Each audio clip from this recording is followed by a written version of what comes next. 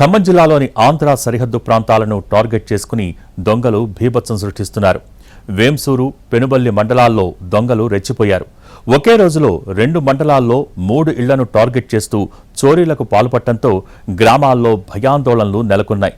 బంగారు ఆభరణాలే లక్ష్యంగా దొంగల దాడులు, వరుస చోరీలతో ప్రజలు రాత్రిళ్లు నిద్రలేక బిక్కుబిక్కుమంటూ గడుపుతున్నారు. రాత్రైందంటే చాలు ఆంధ్ర సరిహద్దులో ఉన్న కొన్ని మండలాలలో జనానికి కునుకు పట్టడం లేదు. పెనుబల్లి మండలంలో వరుస చోరీలు ప్రజలను భయభ్రాంతులకు గురిచేస్తున్నాయి. 2 రోజుల వ్యవధిలోనే దొంగలు రెచ్చిపోయారు. పక్కపక్కన ఉన్న 2 ఇళ్లలో భారీ చోరీలకు పాల్పడ్డారు. అర్ధరాత్రి సమయంలో ఇళ్లలోకి చొరబడి నగదు, బంగారాన్ని అపహరించడంతో పాటు ఆధారాలు లభించకుండా సినీ పక్కీలో కారం చల్లి పరారయ్యారు. ఈ ఘటనతో లంకాసాగర్ గ్రామంలో భయాందోళనలు నెలకొన్నాయి. పెనుబల్లి మండలం లంకాసాగర్ గ్రామంలో అర్ధరాత్రి దొంగలు భీభత్సం సృష్టించారు.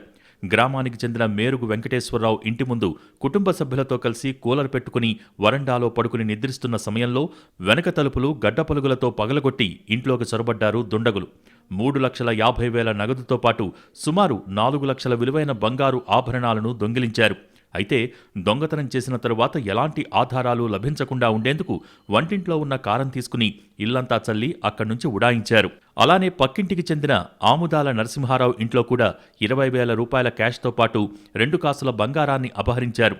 అలాగే వేంసూరు మండలంలోని కేజీ మల్లెలలో సూరపనేని రవి ఇంటిని అర్ధరాత్రి దొంగలు లూటీ చేశారు. సుమారు 3 లక్షల విలువైన బంగారు ఆభరణాలు అపహరించుకుపోయారు. అయితే అన్ని చోరీ ఘటనలు ఒకే ప్యాటర్న్గా ఉన్నాయి. గడ్డ పలుగులతో ఇంటి వెనుక తలుపులు పగలగొట్టి ఇళ్లలోకి చొరబడి దొంగతనాలకు పాల్పడుతున్నారు. దొంగలు తాము తలుపులు పగలగొట్టడానికి ఉపయోగించిన 2 గడ్డ పలుగులు, గొడ్డల వంటి ఆయుధాలను గుర్తించకుండా ఇంటి వెనక ఉన్న బురద మడుగులో పడేసి వెళ్లారు. దీంతో వాళ్లు పకడ్బందీగా రెక్కీ చేసి దొంగతనం చేసినట్టు తెలుస్తోంది. దొంగతనం తర్వాత ఎలా పారిపోవాలి అని స్కెచ్ వేసుకుని చోరీ చేసినట్టు తెలుస్తోంది. పెనుబల్లి మండలం లంకపల్లిలో కూడా ఇదే తరహాలో భారీ చోరీ జరిగింది. ఇంటి వెనుక భాగం నుంచి గడ్డ పలుగుతో తలుపులు పగలగొట్టి సుమారు 10 లక్షల రూపాయల విలువైన నగదును దొంగలు అపహరించారు. దొంగతనాల సమాచారం అందుకున్న పోలీసులు ఆయా ఇళ్లలో దర్యాప్తు చేస్తున్నారు. అయితే ఇంట్లో కారం చల్లటంతో ఫింగర్ ప్రింట్స్ దొరకటం లేదని నిపుణులు తలపట్టుకుంటున్నారు. వరుస చోరీలతో బెంబేలెత్తిపోతున్న ప్రజలు రాత్రి వేళల్లో పోలీస్ గస్తీని పెంచాలని డిమాండ్ చేస్తున్నారు. అలాగే దొంగలను త్వరగా పట్టుకుని కఠిన చర్యలు తీసుకోవాలని కోరుతున్నారు.